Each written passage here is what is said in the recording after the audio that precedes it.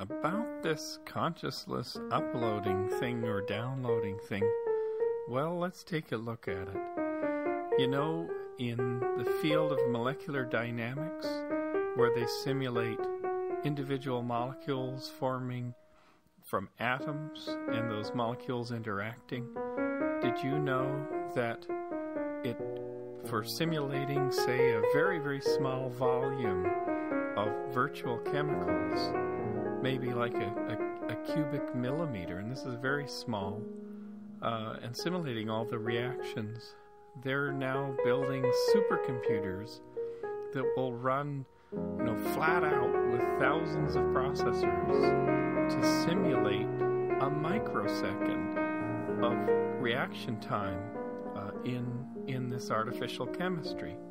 Well, think about that. A microsecond. Now, how long will this take? Weeks or months. So consider that.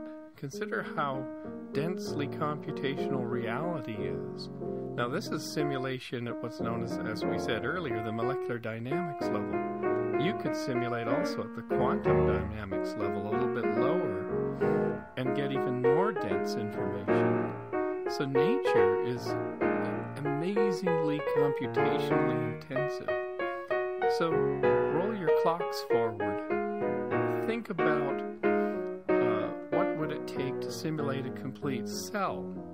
Now that's a pretty small volume too, but there's amazingly complex machinery in there. And if you talk to any biologist in the computational space, and they look at one day the possibility of simulating one cell, it's something that is years or decades hence. This is something off the charts for the largest computing grids to do reliably, and to synchronize all the computers to get the different parts of the simulated cell to work together so that it behaves like a real cell. So the DNA nucleus, the ribosomes and ribozymes, and the protein mechanisms, and all the organelles and the membrane. I mean, that's a lot of machinery. Now, if you think about it that way, and that's the real stuff, for those who believe that one day and relatively soon, relatively around the corner, we're going to somehow upload or download our consciousness into some kind of silicon environment, well, they don't really have the math right. They don't really have the understanding of the complexity of the machinery of the human brain. So, for instance, how would you represent the human brain with its hundreds of millions of cells, nerve cells with dendritic connections, and thousands of connections per nerve cell that go across to other cells? Did you know that the number of pathways in the human brain between the different nerve cells, the number of pathways through it, has been estimated to be larger than the number of countable particles in the universe?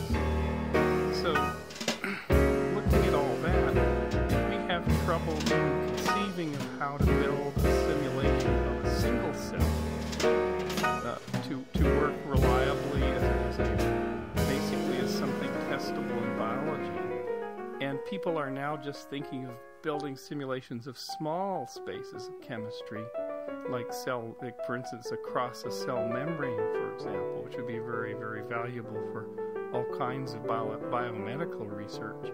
How can we even conceive of building something in silicon that would represent even the tiniest measurable fraction of the complexity of the computing machinery that is the human brain?